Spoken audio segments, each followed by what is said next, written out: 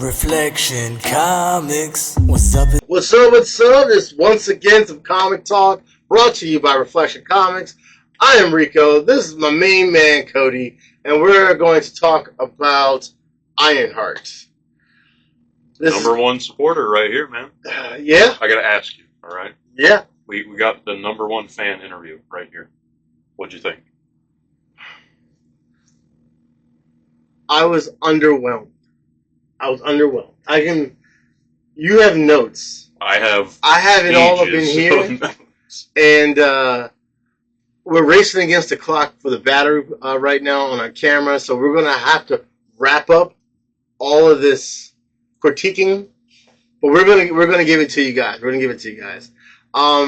First, I just want to say that I was hyped up about this show, and throughout the episode 1, 2, and 3, which I watched back to back, found myself getting up and using the bathroom, maybe grabbing something to drink, popping something in the microwave, and not even pausing it, because I strongly believed I wasn't going to miss out on anything at all.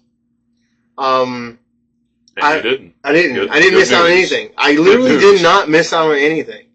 One of my only biggest problems with this is it feels like the writers of the show were some rich yuppies from the suburbs that were trying to write a show from an inner kid Chicago urban perspective. And you can tell a lot of the lines sounded cheesy or corny and forced. Nothing felt organic. There are two moments that boil down exactly what you're saying. What up, black people? Exactly. What up, black people? That was the very first thing. I'm what like, up, fam? That's Disney right there. Hello, black people. We made the show for you. Please give us your money. Thank you. I agree and disagree with that. I feel as though, like, it goes right back to what I literally just said. I feel as though this show, the writers of this show, were just they don't really know. They think it's the stereotypical inner city kid talks that way or speaks that way, and there was no smoothness to it. It was just like very stacked up, very chiseled, and it didn't sound organic. It didn't sound like these words I believed anybody. I felt as though that they obviously were acting, but it didn't sound like these are words that they would use, and they were uncomfortable saying it. And that wasn't the entire show. That was just moments in the show, but it really stood out. Nothing really flowed. Nothing really felt normal or natural, should I say. Would you like to know something that's very sad, though? What's up? This was not written by some rich yuppies. This was written by a black lady. Yeah. And so this black lady is, like, breaking the land speed record for inserting every stereotype possible from the very get-go. Mm-hmm. And, like, the second moment when I talk about, like, boiled down exactly what you were saying, yeah, is when Riri goes to see the arms dealer, and he says that he can spare some money for a disaffected youth. And it's like, yes, white people. Oh, man. All right, Rico told you how he felt about it. I didn't mention it yet. If you couldn't tell, I'm the show's biggest fan. No. This show is not for me, and it's not like a white-black thing. This show is not made for anyone at all. I think the show would not be made for the deaf and blind. Wow. Well, I take that back. This show is made for Ryan Coogler to get a fat paycheck. That's it. Okay. You think it's made for him because he hasn't had his hands on anything Marvel in a while? It's keeping him in Marvel relevant? Yes. Not Marvel relevant, but them working together relevant? Yes, until he can ruin Black Panther again. Yeah? Yeah. So there was nothing about this show that you enjoyed? I have beginning, middle, end? Two things that I liked. What? The end fight scene for the third episode, and some of the music choices. All right, I can dig There that. were 3 songs that I liked in this whole show. Yeah? And then when you finally get to see the Hood use his powers, that's it. Okay. Every other second of the show I was praying to God that my internet would go out. It It was bad, man. The two things I did like about this show, or do like about the show, is, well, one and first and foremost, they don't bring in anybody from the MCU. Like, I like the fact that they just go, here's a new cast, new group of people with new lives, and in a new setting. We're not in California. We're not in DC. We are in New Orleans. We are in Chicago, Windy City, and there's a few things about Chicago that they really, really focused on in the city, which I enjoyed. Was one, the city itself, which was awesome, and filmed on location, and two, there's a lot of indie artists in Chicago, a lot of like poetry, spoken word, and they made a point to show that, and I really enjoyed that. That was cool because I'm into that culture, so I was hoping that they showed something about that, and they did, and I'm pleased by that. But the acting, not the acting, is just the dialogue, the structure, the makeup of the show wasn't for me. It's just, There's so when I it felt comes, like the trailer was the 3 episodes. Like, I didn't learn anything. I'm not even looking forward to anything. and you what's sad about that is that you had genuine, like you had Real feelings. You had tempered expectations. Like you weren't thinking that this is going to be the best thing the MCU's ever made. Mm-hmm. But you had like some hope for this. I did. I had nothing, and I was disappointed. I did. I feel bad for you because you actually had some hope for it. For me, I knew that this wasn't going to work because I watched Wakanda Forever and because I know the character of Riri Williams from the comics. Speaking of Wakanda Forever, do you remember, like, did you watch Disney Plus as it was coming up for Ironheart? What do you mean? They didn't, okay, well, one, they did not plaster any kind of thumbnail or promo about Ironheart until moments after the show aired. Their promo for it was Wakanda Forever, and then it said premiere 9 o'clock Ironheart. It didn't even show the actress who was playing Riri Williams in the thumbnail of a movie that she was in, which was Wakanda Forever. Oh, they could at least make that bridge, tie it in, to let us know that, or let other people that don't know that this woman, Riri Williams, is coming from her Wakanda Forever to her own show. But it was just like Wakanda. It was Black Panther, Wakanda Forever, premiere 9 o'clock Ironheart, and they showed every cast member from Black Panther except for Riri Williams. So the thumbnail had nothing to do with what they were saying in the thumbnail. And then I'm clicking. I'm like, all right, well, where is the Ironheart for me to click on? There wasn't any. It was click on Wakanda Forever, and then that's how they fed you Ironheart. And I'm like, Disney, what's good, bro? Like, you guys just was like, yeah. I would much rather, honestly, if they knew they were going to, like, debut a show that they had zero faith in, they should have just did what DC did to Batgirl. They couldn't.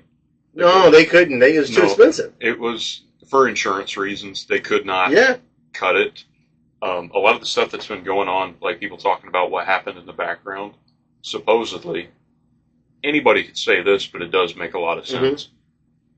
And it does fit with some stuff that we do know.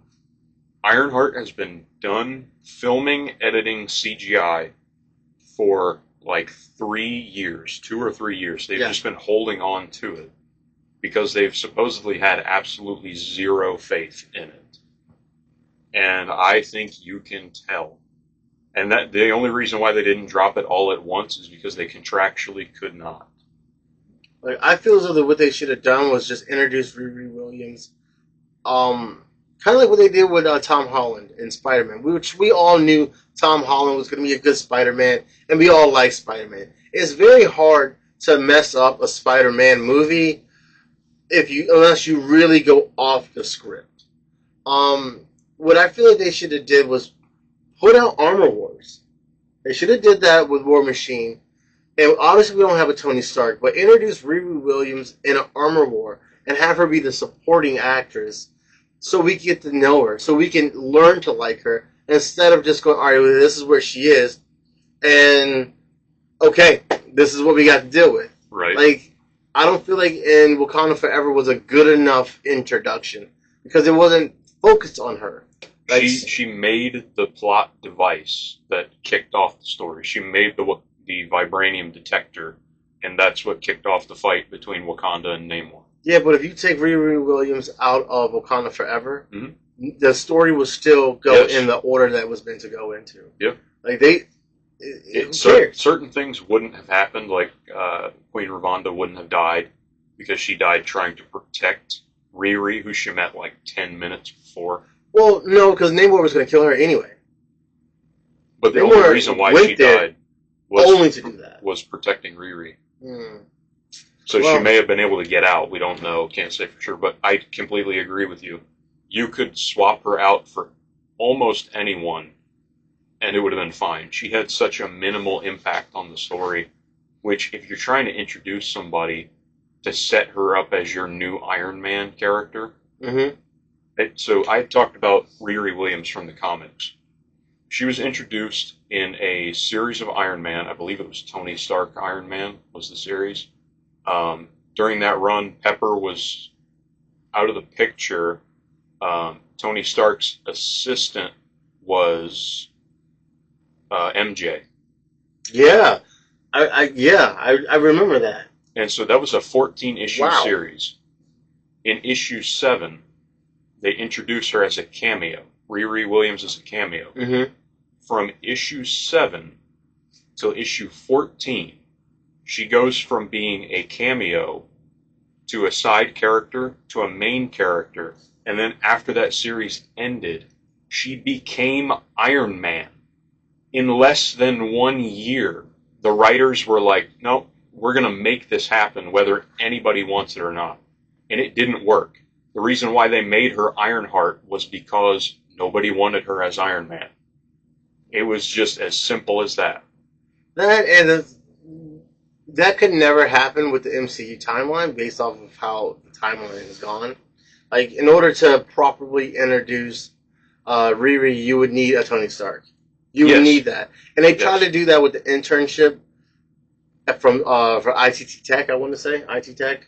But she's not interning under anyone. No, and she got kicked out. And that's the reason why I say that she's not mentoring under anyone is because of the fact that at least the way the show portrays it, is like she doesn't like Tony Stark. Mm-hmm. She's never met Tony. She's never spoke to him. She's trying to be better than him. And that's the opening dialogue for the show, is her sitting on these steps with her friend Natalie. You know, we have to introduce you to her before we kill her off immediately and then expect you to care about her. Yeah. But she asks her friend Natalie, what does she want? Natalie says that she wants to be happy. And then Riri says she wants to be better than Stark, better than Pym, better than Jobs, better than Gates. All these tech figures. And that's not a hero. Like, I'm far from the only person to say this, but she in this show comes off as so horrifically conceited. Like, I don't want to see her. Riri? Yes. I don't see her as that. Like, she comes off very immature. Like, she says that Tony Stark would not have been anything if not for his money. Well, I do get that because in the newest Iron Man, it's flat out wrong. Well, the newest Iron Man, he's dead broke, so his iron suit is very low tech, and I believe that's where she's coming from. But Riri doesn't have. We're talking about the comics. Well, no, in the show, because she does say that in the show as well. Like, but what you were talking words. About. Well, yeah, the new low tech suit is from a new run of Iron Man. So, that's kind of what Riri is forced to do. She's forced to make it her own in a garage. She's not. She doesn't have access to everything Tony Stark has because one, she's not living the life of Tony Stark. Her arm's reach is only but so far, and that's only the means of her bank account, which is very small in comparison. So that leads into like more stuff about that. But her saying that Tony was made by his money and not by anything else. The whole meme from the first Iron Man movie is Tony built this in a cave with a box of scraps. Very true. Sheet metal and bolts and a car battery. That's very true. He didn't need the money. He used reused metal and stuff like that. Now, That's a great point. There's a question about whether or not she would know that. If the general public doesn't know that, which I don't know how they wouldn't, because Tony flat out said that he was Iron Man, so and people would have figured out about that. I don't even think, honestly, with that timeline, Riri was even born when that happened. You know what I mean? It doesn't make sense. Like, they're saying it's, 17 years of MCU? I'm not saying that much time has gone by between in their timeline. Yeah, in the MCU timeline, more time has actually passed. I would assume Riri's younger than, either not the same age, but younger. No, I would say, probably as the same age as Spider-Man. So I would say, can see that. So I'm going to assume, with the blip and all, Spider-Man's probably 21. Yeah, that's, they don't tell us her age, but I could easily see like between 18 and late teens, early 20s. Yeah.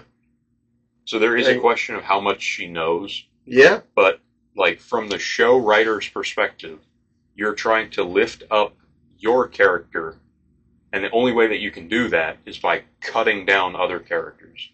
Well, I think that's just that's a personal opinion. Because I didn't get that vibe when I watched. As much crap as I can say about it, I will be honest about the things that intrigued me and the things that I noticed and admired about the show. Mm-hmm. And, I do believe if she had the same resources as Tony Stark, it would be easier for her. But of course it would. That's common sense. I think she's using it as an excuse. Because she's immature. You could tell in the show that everyone around her is a lot older. And I know the world. I've had loss. I've had this. Not that she hasn't as well, but she has a big support system, from her mom and her cousins and her best friend that passed away and her dad as well. And Wakanda. She has a big support system. And now for the first time, she's utterly alone. And she has nothing. She has no school. She doesn't want to be in her mom's house. She has a garage. She's mourning her dad still. Her best friend that passed away is her Jarvis, and she's getting used to that, which I would much rather personally her dad be the Jarvis, or her dad just be the AI, if they're going to have any kind of AI. I get you can't have Tony Stark based off the timeline, but it would have been a more mature, it would have been a better choice to use her dad as the AI than her best friend.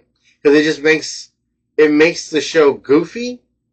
And it makes no sense. It drops the maturity level of the show, because like Riri she's not immature, but her friend is more of when her friend comes onto the scene, which is done well, but it still lowers the value of the scene. If her dad was the Jarvis, I feel as though. Or the AI. I feel as though Riri will be more motivated and more pushed to do better and to put herself in a better position to be better, opposed to being so distracted by her friend and what she is. Yeah, her friend almost kills her. Yeah, because she had a glitch. No, she jumped out in front of her. Like, she's flying through this tunnel.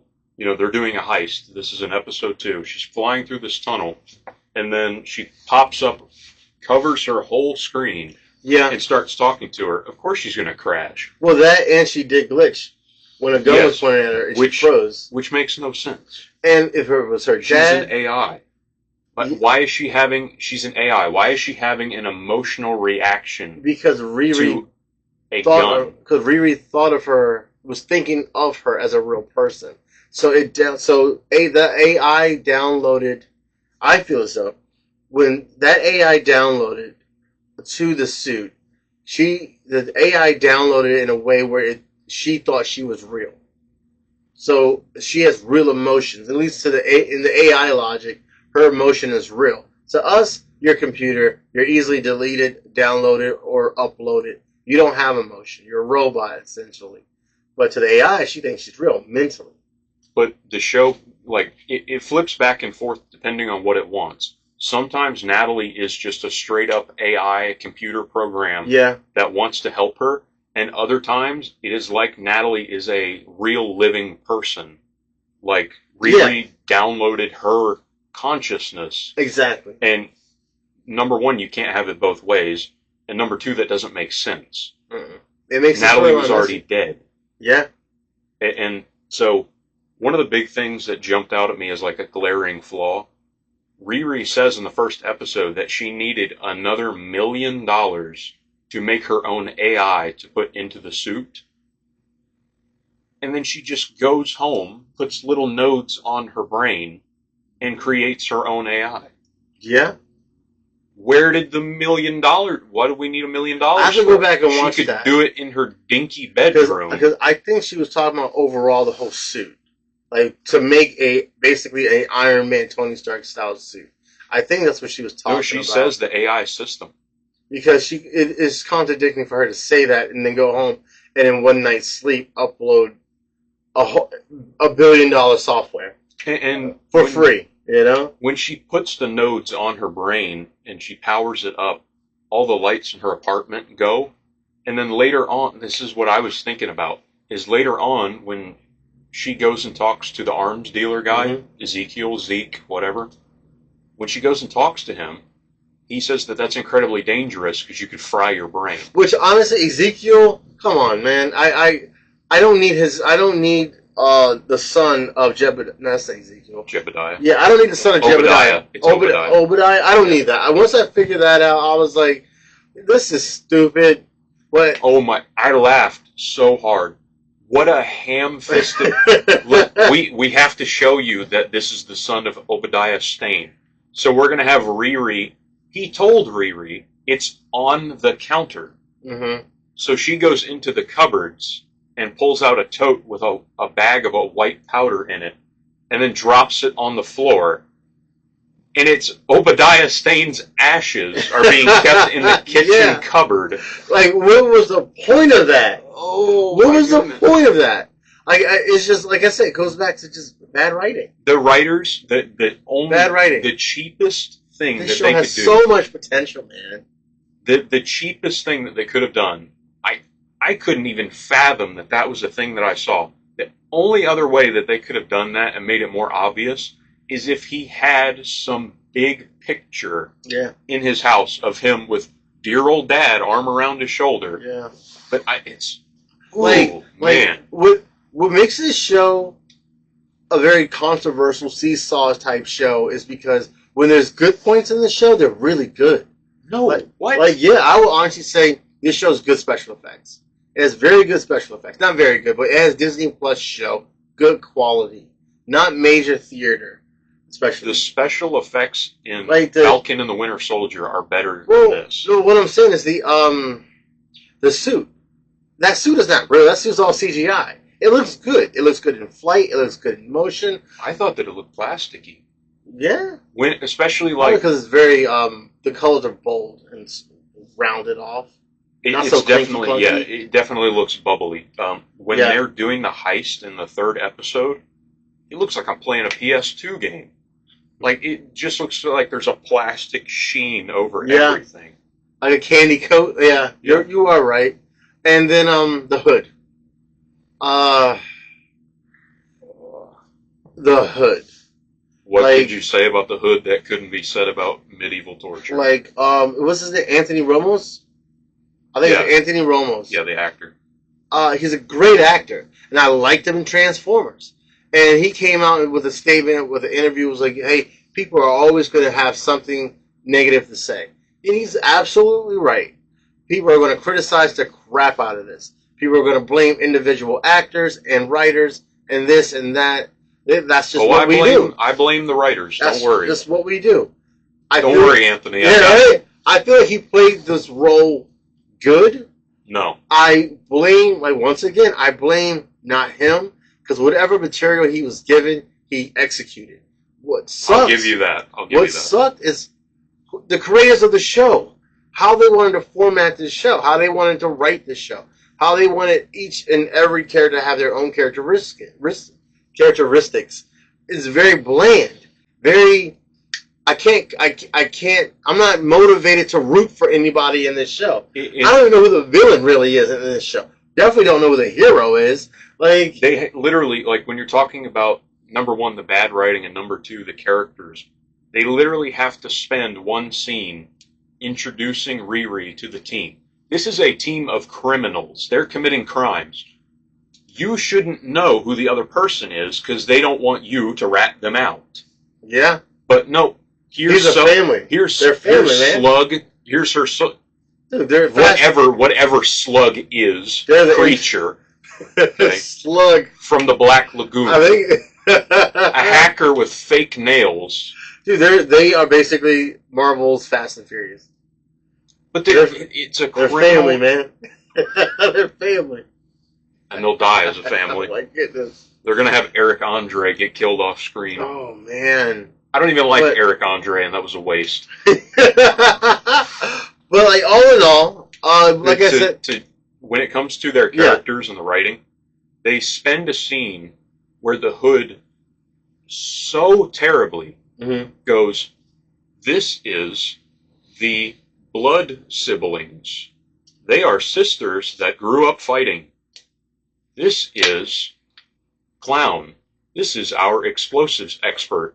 And it's just so paint by numbers. It's the writer saying, we have to tell you who these people are. They literally just have him tell you their backstories one by one. The sisters, the blood siblings, they're actually aliens. Not in the show, but originally in the comics, they are aliens from another world. And they're brothers, but we've got to be different. And what you call it? What's his name? Her name? I'm sorry, however you want to be identified. No, I'm not sorry. Slug. Slug? Snug? What a fitting name. Slug. That's not her name. That is what they call it, is Slug. She's a real character in the MCU. She is a transgender. It's a real character superhero. From the comics. Yeah, from the Marvel comics. She's a transgender superhero, which I think that's awesome. Coming from a comic book shop perspective, the more people from different walks of life comes into the shop to buy comics, even if it means that they have to find a comic that relates to them or a comic book where they can see themselves to be a part of. If you want to see yourself, that keeps this building, that keeps this shop in business, and it keeps the world of comics in business. Doesn't mean we all have to enjoy it or even want it. It's so cringe. It is so cringe, honestly. It's part of the fabric that keeps it together. And it really is. I love your business. I have no problem with you seeing it from that side of things. But I have never related to a character because they're white. I don't like Thor because I have long hair. It's stupid. If you want to see yourself, buy a mirror. Get lost. That's it. That's it. We are racing against the time for the battery's going to go low. Is there anything else? The Hood. You talked about the Hood. Yes, give me something positive. Oh, there's nothing positive. What did we do? What did you do with this? This is my copy. This is The Hood, the saga of Parker Robbins. I like this character. I'm a big fan of this character. They changed his backstory. Now, they haven't told us his backstory in the show yet, but I can already tell you because they've already put out interviews about it. This character in the comics is legitimately awesome. Such a tough... He's one of those characters that you root for. He's a villain that you root for. Mm-hmm. And the one that's in the show is not even remotely the same person. In the comics... Yeah. I'm going to spoil it. Sorry. Shocker. Yes. Sorry. Yeah. No, it's all good. In the comics, Parker Robbins is a guy that is seriously down on his luck. Mm-hmm. His dad passes away. His mom is in a mental facility. He has to drop out of school to try and find a job to pay for his mom. And then, as if that wasn't stressful enough, he finds out that his girlfriend is pregnant. He's going to be a dad. And so he needs money, and the world is like crumbling around him.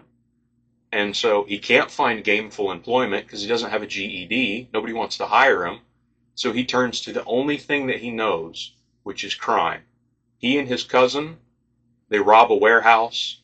They have an encounter with this thing, and Parker shoots it, and he winds up stealing it, its cloak and its boots, and that gives him power. The boots allow him to walk on air. The cloak allows him to turn invisible. And as things progress, he starts getting more power. But he's this guy that's so down on his luck, and he seems to think that finally the universe has given him something. He's so relatable if you've ever been one of those people that it just feels like the world is kicking you while you're down. He finally gets an out. He finally gets a little bit of power, and he's going to try and make life better for himself. And by the end, he winds up losing everything, even less than what he had before. He's relatable. You feel bad for him. You care about him and his life and his family. In this show, nope. None of that? None of it. Yeah, I have to agree. The Hood is a very dramatic character. He was raised in the show. This is based on interviews that you can go find out on the internet of Anthony Ramos talking about his character. Uh-huh. He's a part of I want to say it's a socialist South American gang. And he was raised by the gang members because his parents died. Yeah. I really believe that... Not even the same. Not even a little bit. What I dislike the most about this particular villain or anti-hero that they have in Ironheart is the Hood is too deep. It's too complex to really tell you what he's about in the next 3 episodes. Yeah. So I feel as though they shouldn't have gave us a very complex villain. They shouldn't have gave us a villain that has so many layers. Because, one, we didn't really learn much about him in these last 3 episodes, except for the fact that he was an orphan. His brother, which is now dead, and the more he uses the Hood, the more it hurts his body. The more it's stupid. In the next 3 episodes, there's not enough time in those 40-minute episodes to get us very familiar with the Hood, and on top of that, have a Ironheart show. Poor choice of villain, MCU. We should have done a villain that we all know that has more of a surface layer type of personality, more of a surface layer type of criminal or villain. Someone that we can go, okay, well, he or she was in this show, and now he or she is gone, and we don't have to worry about seeing him anymore or seeing her anymore when it came down to the villain. And when it comes down to it, like, the Hood is such a good choice. I think the Hood should have gotten his own show. Yeah. Because what he presents for the MCU is more opportunities. Mm-hmm. The Hood, I mean, you mentioned Shocker there. He brings together a gang of criminals, all street-level supervillains. Yeah. Like Shocker, Jack-o'-lantern, oh my goodness. Like, honestly, he brings together a ton of them. And you're bringing back Daredevil. You're bringing back all your street-level characters.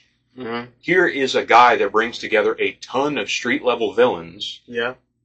That would be great. Honestly, I feel as though, now that I'm saying it out, I said it out loud and brainstorming about it, honestly, the same guy that played the Shocker in Far From Home, Homecoming? Yeah. I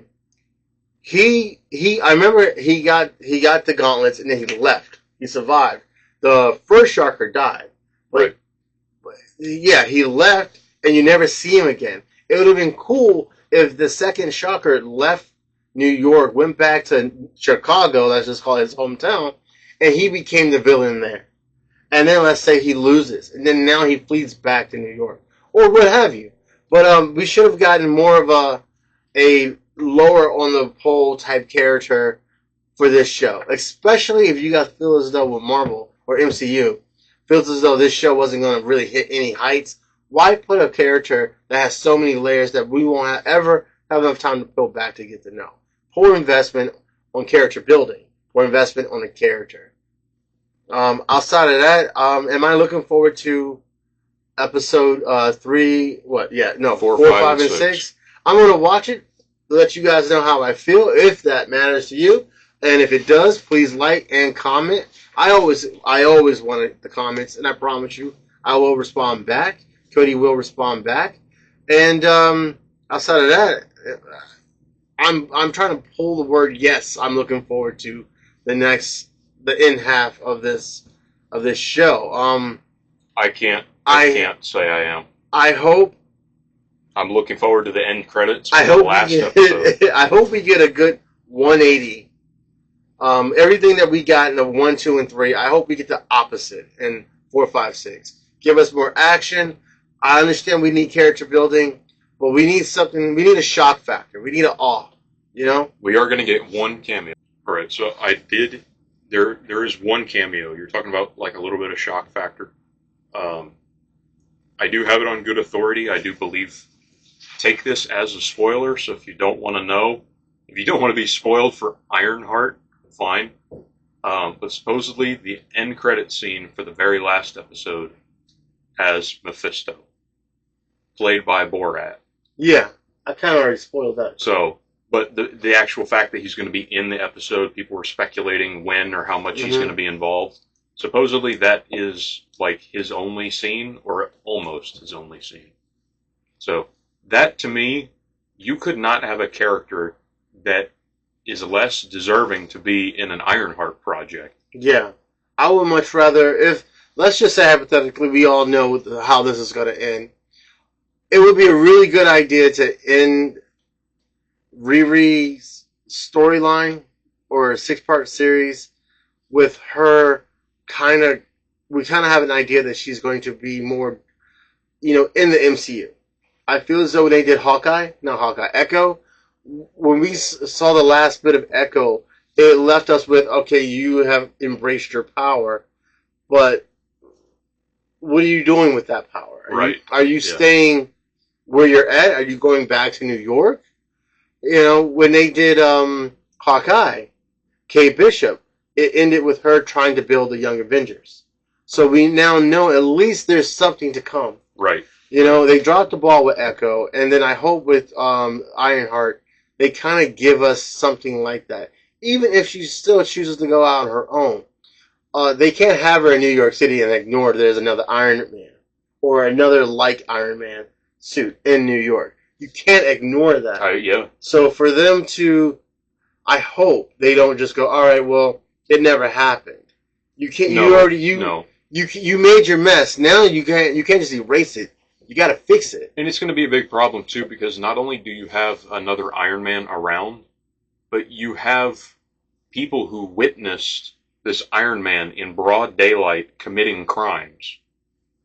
Yeah. People saw her, especially during the second episode, that heist. Mm-hmm. The security guard that was shot in the shoulder, he still looked directly at her face. Can I tell you something real quick? Yeah. All right, so that van, the heist, did you know in Chicago in the early 2000s, they actually had cable companies, fake cable companies, going to people's houses to let them know that your box somewhere in the back of your house is defaulted or yada, yada, yada, something like that. And while they were doing that, another person that was in the van would go into your house and try to take as much stuff as they could. They really did that in Chicago. So, when they did those little things, is either you know. I can't stop saying it. I don't know. Yeah. So, but those little things, I guess I was so down on the show, I found reasons to like the show. And those are one of the reasons. They kept it true to Chicago. And I like that. Don't make a crappy show in an iconic location and have it look like crap. Or not. I think to me, that's one of the things that is saving the show, is that they are actually allowing Chicago to be a part of the show.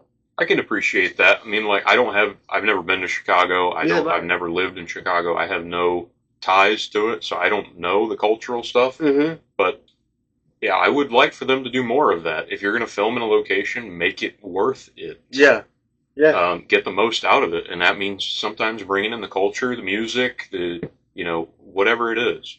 Make the world feel more alive. Yeah. So There's no such thing as Jersey City, Miss Marvel. Oh, It's okay. New Jersey. Or New York, right? Newark, New Jersey.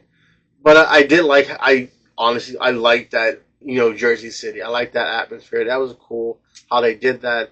But basically what I'm trying to say is, if you're gonna have a show that I guess not you look forward to bombing, at least focus on what makes the bones of the show. And I feel like Ironheart, just like in Miss Marvel, they did focus on the bones of the show. And what I mean by that is the location. I have to honestly say they did its justice in treating Chicago just like how they made up Jersey City. They treated it with respect, and it was culturally mixed, and it was a good vibe. I really enjoyed watching that. But I I wish that would be couched in a better story. Like, yeah, I'm yeah. I'm not rooting for Ironheart as a show. I'm not rooting for Riri as a character. Uh-huh. She is a horrible human being, and the world does not punish her for it. The world morphs to give her everything that she wants or needs. And whenever people ask legitimate questions, the show just skips right over them.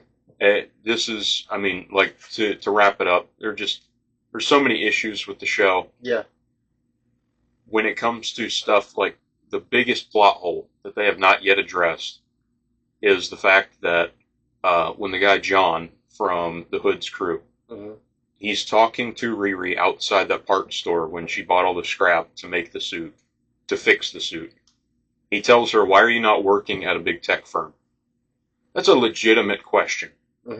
She's struggling to get by when she should be, like, and this is something that someone had mentioned as a legitimately an interesting direction that they could have gone with the show. Imagine if she started working for Hammer Industries. You could set up Armor Wars by having Riri accidentally be the reason why Hammer gets a functional Iron Man suit. Yeah, like that's and what then I'm you saying. can set up Hammer against. I would have preferred Tony, but Tony's now dead. Thank you, Marvel. But you could have it be against Rhodey. And honestly, that's how I think that would have been so cool. I think that's what we're going to get. We got to go. Riri has to go somewhere.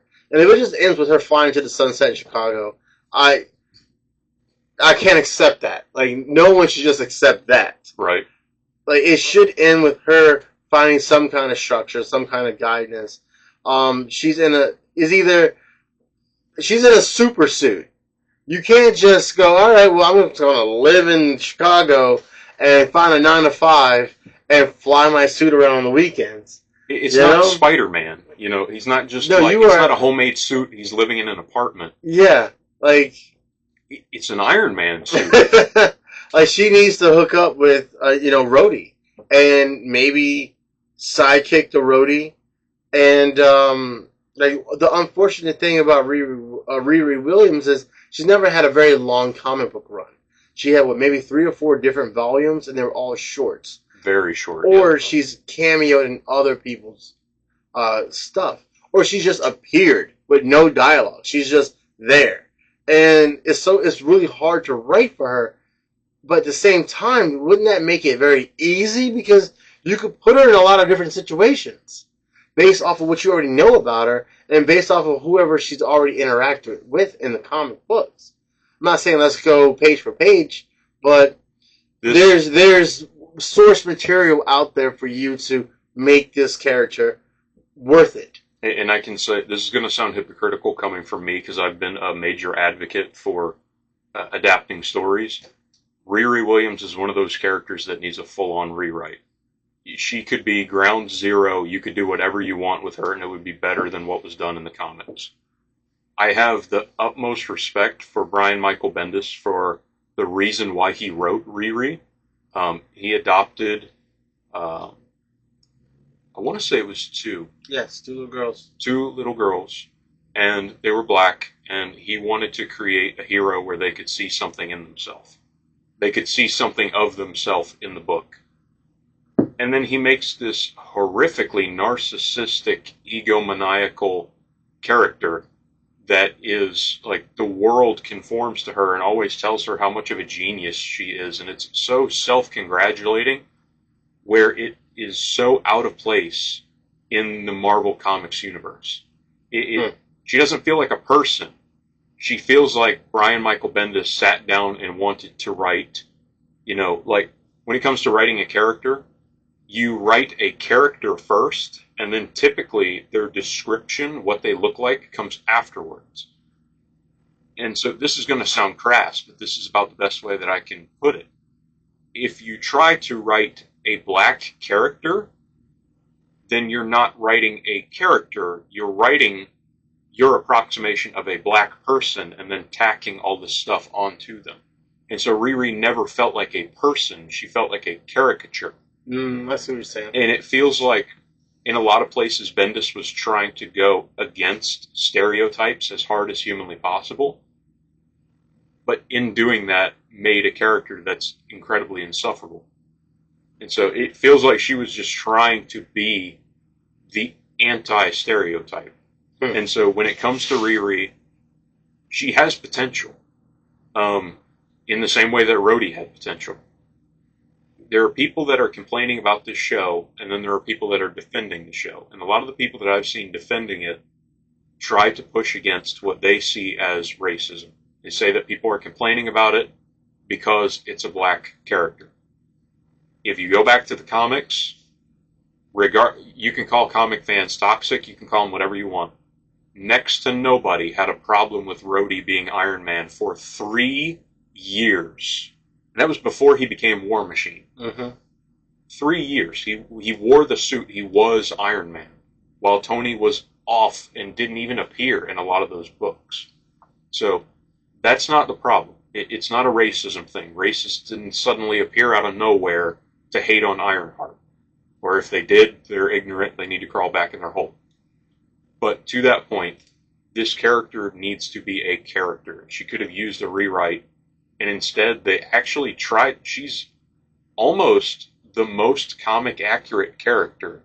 Almost. Because what you see in the show, she's like a little bit more insufferable than she is in the comics. That's one of the things about this particular character going live action based off of a comic book character. Like I said before, there's not a lot of material. Right. So it's a blank slate. There's not a lot to stack her up against. Like you can't. There's not a lot of material where you can go, well, she wouldn't say that, or she never did that, or she's never been there. Because you're right. Because she was never written to go there. She was never drawn to be there. So whatever they decide to put down on paper and then shoot in live action can be accepted. It's just do it with taste, do it with class, and don't rush it. Set up a good pace for these characters to where they can outgrow the comic and we can learn to like them for their standalone performance. Absolutely. In live action. I personally don't go into a comic book show or movie with a comic book in my hand going, hey, word for word, scene for scene, take for take. I don't do that. But at the same time, I don't want to go watch a crappy movie. And if these are iconic characters, on paper, it's easy to translate that to the big screen or any screen. Because the material's there. It's like leading a horse, but it's, And it's just, you can't even, there's no reason for it. And that's my thing, is like I'm not sitting there with the comic in hand, this better line up, panel for panel, page for page, word for word. But if the story that you make takes the place of the original story, like when I brought out the Hood, right? That is this character is taking the place of the original story, and the original story was so much better. We are losing out. We are missing out. And so that's the case for when it's a good story. But when you have a comic story that's bad, you have a free pass, essentially, to rewrite the character. And as long as you do it better than it was in the comics, people are going to like it. That's the problem with this particular villain. The Hood, there's too much story for him. There is. And there's too much story for that one individual to explain who he is, his background, and why he is who he is. in 3 43-minute episodes. He should He have needs gotten his own show. his own show. And I'm sorry, but his show needs to be a little bit higher rated than PG-13 because of where he's from and what he's gone through and what he goes through in his everyday. Like, he's not a he's not that kind of character, man. He's right there where it comes with Wolverine and Deadpool. Yes. He's not a Mickey Mouse type character. And they try to contort that in his shows. It's just you downgraded a very good, deep thought character to basically a Mickey Mouse coloring book. And it's all outside the lines. And they're trying to make him into like a Robin Hood type character where he steals from the rich. He isn't giving anybody. Yes, that's my problem. Like, he just steals. And he goes, here, since you help, you get a cut. That's called a heist. Now, you're not giving back to anybody. Yes. You're not... There's... he got mad when Riri was like, hey, we're doing crimes. We're being bad people. We're not being good people. He gets legitimately upset, and he's like, this isn't what he said word for word, but he's essentially after her. He goes back after her about, well, who are you to define what a good person is? He said, I have my reasons for doing this, and I'm protecting people, and I'm taking care of the people that I love. You're killing people, you're making people suffer, like, all this stuff. And the show doesn't seem to want to actually portray them as villains. Yeah. Even when Riri does something bad, there's always a justification for it. Mm-hmm. Like, Natalie talks to her, complains about the fact, hey, you're being a criminal. Yeah. But what's Natalie's real complaint? What Riri says to her, what can I tell you to get you to shut up? She says, well, you can spend time with me. So I don't care that you're being a criminal. I care that you're not spending time with me. So you're committing crimes is getting in the way of you being my bestie. Yeah, basically. To wrap this up, I'm just going to say this is what I'm looking forward to 4, 5, and 6. More action, more Riri character building, give us more of the suit, and like, it sucks to say this, but it's the way it's set up. Even if it does well, it's like, wow, we just watched female Iron Man. You know, it's just that's just the taste that left in my mouth after watching 1, 2, and 3, and I'm just really hoping that it slightly changes the narrative on how I feel about the show. I feel like the show is too far gone for me to really, really, really care about it anymore. But I would like to walk away with at least the end half saying they made up for something. I could see that. To me, this show is, like, when I was watching it, I had a hard day today, and then I went home and had to watch 2 episodes of this show back to back. I watched episode 1 the night that it came out, and then today, here we're recording this on a Friday, I watched 2 episodes. I just could not wait for it to end. Like, I don't see anything redeeming in the show. I don't see how, like, I'll be flat out honest with you. If we weren't talking about this show, if I didn't get enjoyment out of this conversation, I would not watch this. I can't recommend anybody watch this. It isn't even fun to, like, pick apart. It's not even like a so bad it's good. You know, it's genuinely, like, I'm watching it and I'm taking pages and pages and pages of notes of any time there's an issue with the writing, with the characters, whatever it is. Even, like, I'll put on there the 2 good things that I liked, but still, there's nothing for me in this show. Well, I don't know. We got 3 more to go. We got 3 more to go, and one of the big things that I don't see enough people talking about is when it came to this show, when it did finally get marketing, Marvel YouTube posted the poster for the show, and in the comments for it, people were asking for a War Machine show. Yeah. That speaks volumes. Yeah, that's what we should have got. You know, and put Riri in that. But we should have got, at the end of the day, we should have got a War Machine. We should have got a Rhodey show.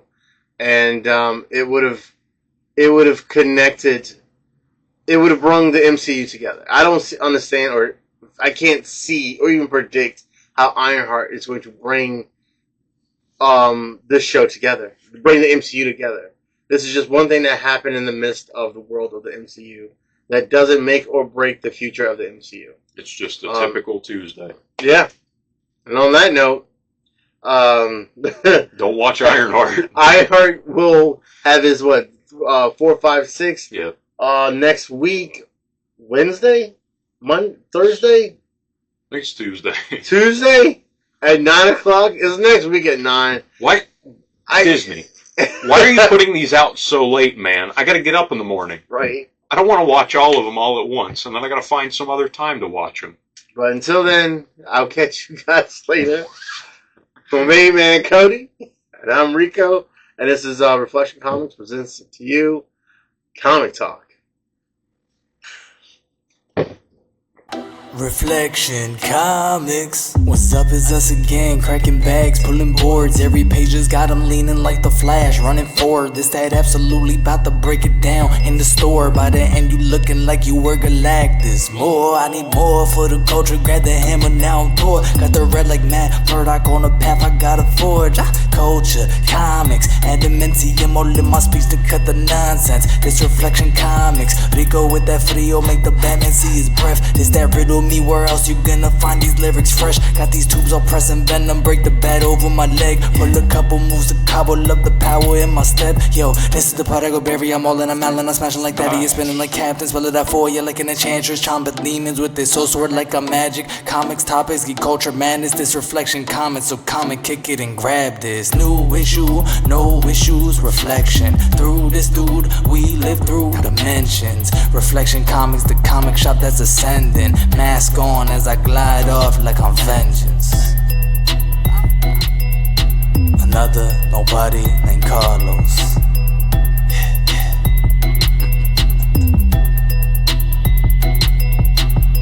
Go check out Reflection Comics. Local Punta Gorda, Florida comic shop, podcast, YouTube, TikTok, and 3D print shop.